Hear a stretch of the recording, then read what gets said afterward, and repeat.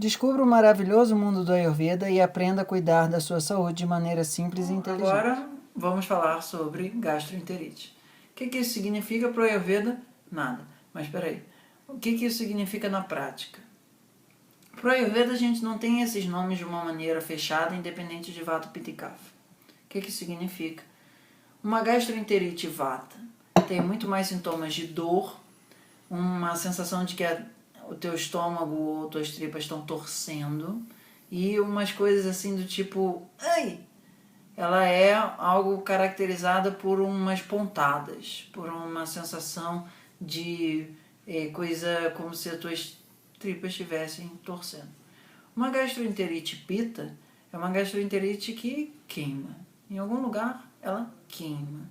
Pode ser no estômago, pode ser no intestino, pode ser onde for. Até no esôfago, né? Mas ela ali naquele tubo gástrico, a principal característica dela vai ser queimação. Uma gastroenterite Kapha, ela vai ter o sintoma de peso e letargia. Uma coisa assim, comeu um amendoim e levou 3 dias para digerir aquilo, certo?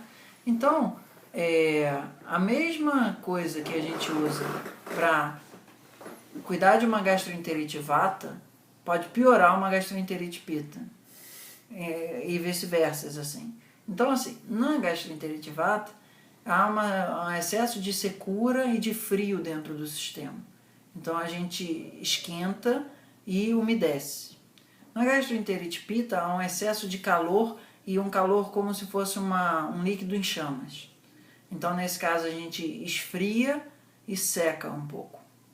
Tem excesso de ácido gástrico ali. Mas na da Vata não tem nada a ver com excesso de ácido gástrico. É que esse ácido gástrico está sendo produzido e liberado de uma maneira muito errática. E na gastroenterite Kapha, há um excesso de um líquido frio e pegajoso. Então a gente usa coisas que vão aquecer muito e secar, certo? Então, assim, no caso do Kapha, uma gastroenterite ali, em algum grau, vai ser beneficiado por coisas picantes. Na gastroenterite Pitta, essas coisas picantes iam destruir tudo. Na gastroenterite Vata, as coisas mais ácidas vão ajudar, enquanto que iam piorar a Pitta e a Kapha. Por isso que no Ayurveda, a gente sempre fala assim, é muito importante ter um bom diagnóstico. Pode ser que você, às vezes, tenha uma gastroenterite Kapha e Vata, Pitta e Vata, o que seja. É muito difícil que você tenha uma com os 3 agravados. Esses são casos clínicos que a pessoa está assim no hospital e tipo os médicos estão há anos querendo resolver aquilo. São casos em caso que o cara já visitou não sei quantos especialistas, não sei o que, já foi no exterior fazer tratamento. Esses são casos realmente muito mais complicados de resolver. E o Ayurveda tem um porquê disso. Sempre que a gente está com uma gastroenterite, a gente com algum grau, não vou dizer sempre, porque sempre é uma palavra muito forte para isso, mas 99% dos casos, a gente está com um material não digerido grudado no sistema, diminuindo a nossa capacidade metabólica apropriada. Ela pode estar hiperacelerando o nosso metabolismo, ela pode estar hiporretardando o nosso metabolismo, ela pode estar deixando o nosso metabolismo completamente errático, que é o que a gente chama de Pitta, Kapha e Vata, respectivamente. Mas o que é mais importante é essa noção de toxina. Não de que você comeu um hambúrguer, não de que você comeu uma alface, não de que você se alimentou de luz, ou que você... qualquer coisa. Para o Ayurveda, se você comeu uma coisa do tipo...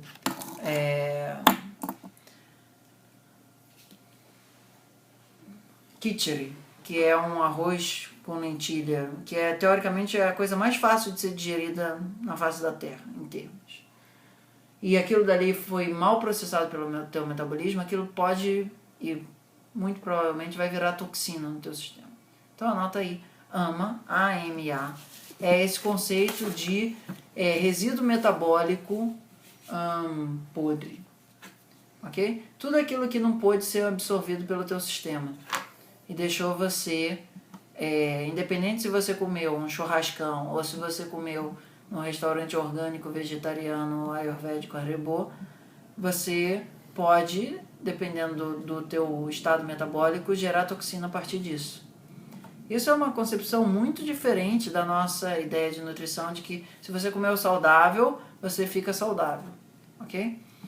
Quando a pessoa já está muito cambaleante do estômago ou qualquer coisa que seja, mesmo uma refeição saudável pode fazer mal, dependendo de conforme for, porque a gente no Ayurveda sempre olha a performance metabólica. Se a sua capacidade metabólica está baixinha e você come uma coisa pouca, mas ainda é maior do que a tua capacidade metabólica, aquilo dali vai te dar problema.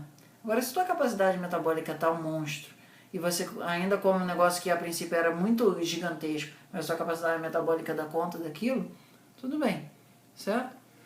Às vezes, isso fica uma coisa, quando fica num quadro crônico, fica muito esquisito, do tipo, um dia você está no trabalho, relativamente come uma coisa saudável e aquilo te faz mal. No outro dia você escala, faz uma travessia, Teresópolis, Petrópolis, fica comendo um monte de coisa que a princípio é punk para digestão e o teu processo digestivo naquele momento ali está com prana suficiente para dar conta, certo?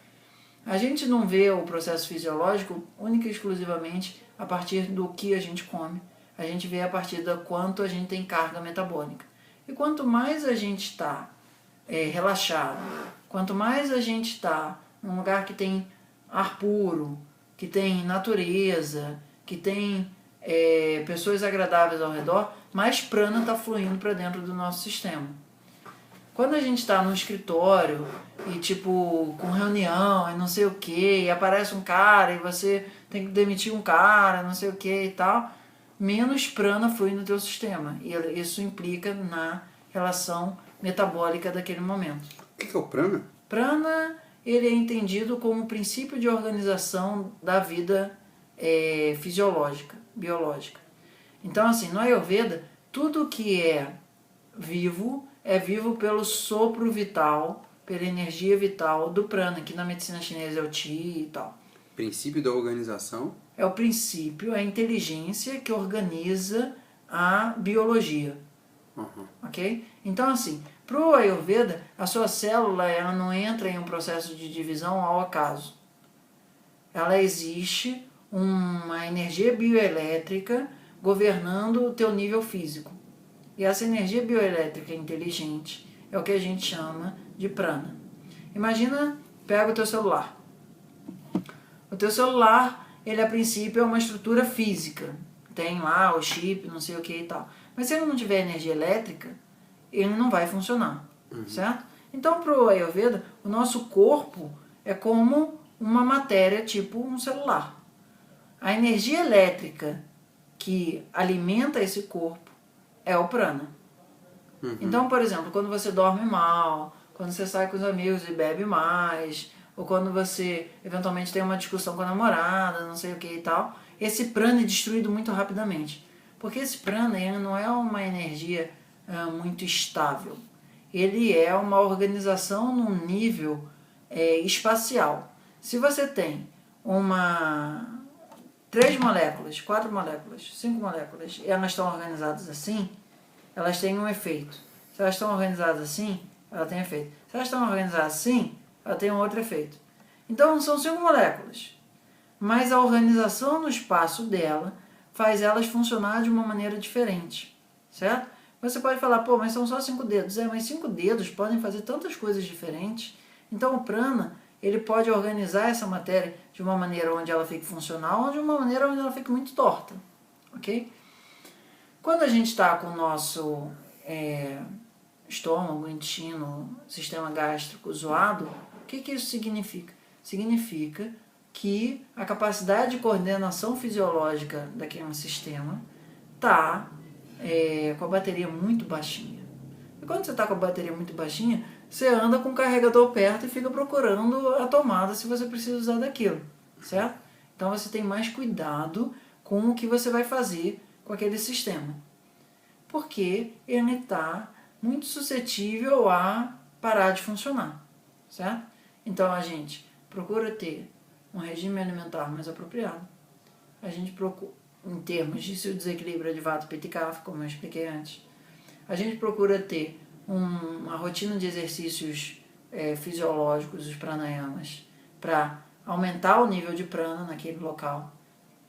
A gente procura ter fitoterapias para fazer com que Vata, Pitta e Kapha se corrijam de uma maneira mais rápida.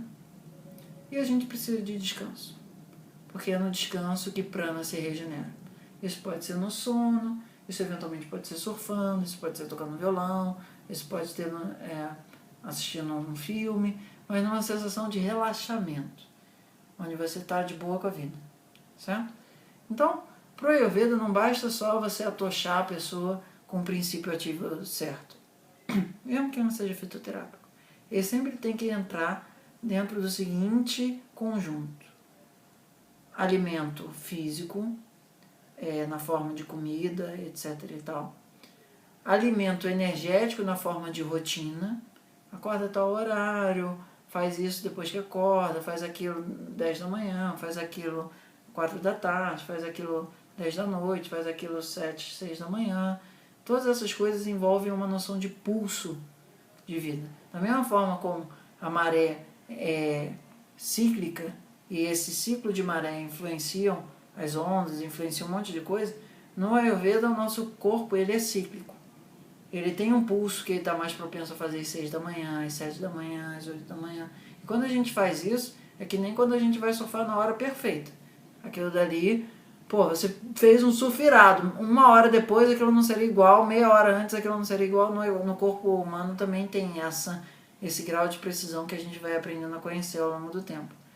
Então, Ahara, que é a alimentação, Vihara, que é essa rotina que acompanha o pulso das coisas, e por você acompanhar o pulso das coisas tudo fica mais fácil.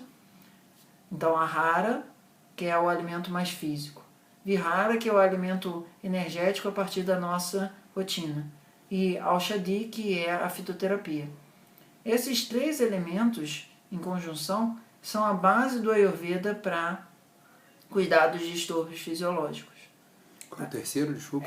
Aushadhi, que é traduzido como fitoterapia, certo? Uhum. Porque só os dois, eles têm um papel que eu chamo de pernas de sustentação. As ervas é tipo o patins. Se você tem 2 pernas firmes te sustentando, você consegue andar de patins e fazer grandes diferenças. Mas se você está só achando que o patins vai salvar a tua vida na loja lá dos patins, aquilo ali, se tua perna não estiver funcionando, dificilmente você vai conseguir andar de patins fazendo bananeira, entende? Então, a ideia do Ayurveda, e por que o Ayurveda funciona tão bem? Ele conhece as causas do desequilíbrio, anota aí. Ele cuida das causas. 2, ele sabe muito bem quais são os princípios que estão desequilibrados. 3, ele busca... 2, ele vê quais são os princípios que estão desequilibrados, que a gente chama de Vata, Pitta e Kapha. Conhece a causa, os princípios. Os princípios em desequilíbrio. 3, cuida dos sintomas e das causas ao mesmo tempo. E 4, estabelece um itinerário, estabelece um programa para a pessoa conseguir se manter saudável depois disso. Não é só cuidar da doença em si, é promover a saúde. Ok? Uhum. Então, é por isso que o Ayurveda entrega resultados, às vezes, tão miraculosos, com coisas tão simples do tipo, toma água morna com limão de manhã em jejum, aí você faz isso, não sei o que e tal. Aquilo que você achava que era super saudável no horário e tal, experimenta ficar um pouco sem isso. Como assim? A sobremesa é antes do almoço? Tem várias coisas assim. Mas o que importa é que essa abordagem ela é muito potente, porque ela pega todos os cantos que precisam ser pegue na hora de entregar a proposta. Entendeu? E aí funciona. Simples assim. Sim. Certo? Então, Ripanacholipa, vamos lá. Deseja uma atenção mais personalizada? Entre em contato e saiba como. Namastê!